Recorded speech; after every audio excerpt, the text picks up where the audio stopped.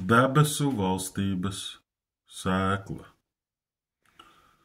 Un viņš uz tiem daudz runāja līdzībās un sacīja: redzi, sējējs izgāja sēt, un viņam sējot, cita sēkla krita ceļmalā, un putni nāca un to apēda, un cita krita uz akmenāju, kur tai nebija daudz zemes, un tā tūdaļ uzdīga, tāpēc, ka tai nebija dziļas zemes.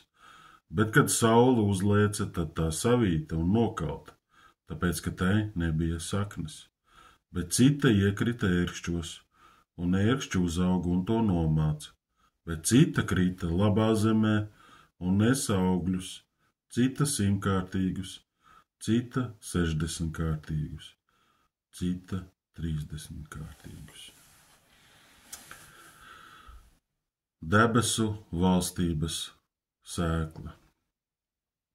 Ja mēs gribam piedzīvot debesu valstības spēku savā dzīvē, tad pirmā lieta ir jāsaprot, ka svarīgi ir, kāda sēkla ir mūsu sirdī.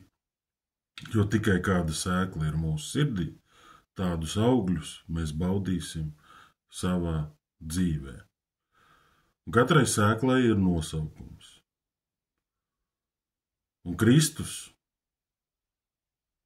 atklāja mums, atnesa sēklu par debesu valstību, lai mēs baudītu debesu valstības augļus. Par citām sēklām es neko nezinu, un par citiem augļiem es neko negribu zināt. Bet pirms šīs līdzības Kristus atraisīja vārdu: debesu valstība ir tuvu klāt. Un caur šo līdzību mēs izejam procesu, lai sēkla kļūtu par augļiem un debesu valstība būtu spēkā mūsu vidū šeit uz zemes. Kāds saķer galvu: tas nav iespējams. Tas tev nav iespējams. Slēdz ārā un ej tālāk. Mums būs iespējams. Tādēļ, ka Kristus dod ticību, un viņš garantē savu vārdu. Ja cilvēki var izaudzēt tādu ļaunumu un sliktas lietas, tad es ticu, ka mēs varam izaudzēt debesu valstību, dzīvību un pārpilnību šeit uz zemes. Tādēļ, ka mūsu Dievs ir varens Dievs. Un te klausies uzmanīgi. Viskaistākā liecība, vismaz priekš manis, kas 100% apliecina Dievu, ir tas, ka zeme izdod augļus. Zemē ir dzīvība.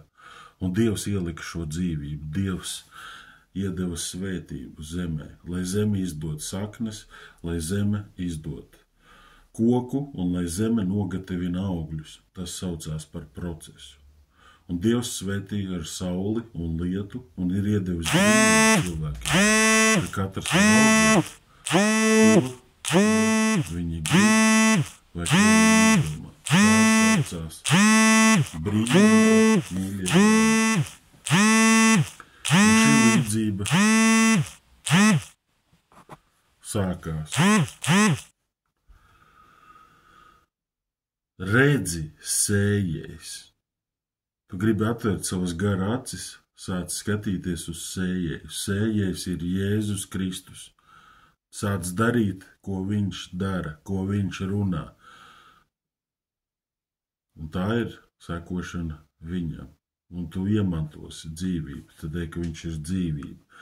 Katrs viņa solis ir dzīvība, katrs viņa vārds ir dzīvība. Lai mainītos mūsu dzīves, mums vajag garu. Tātad, redzi, sējējs. Mēs skatāmies uz sējām, un viņš ir izgājis sēt.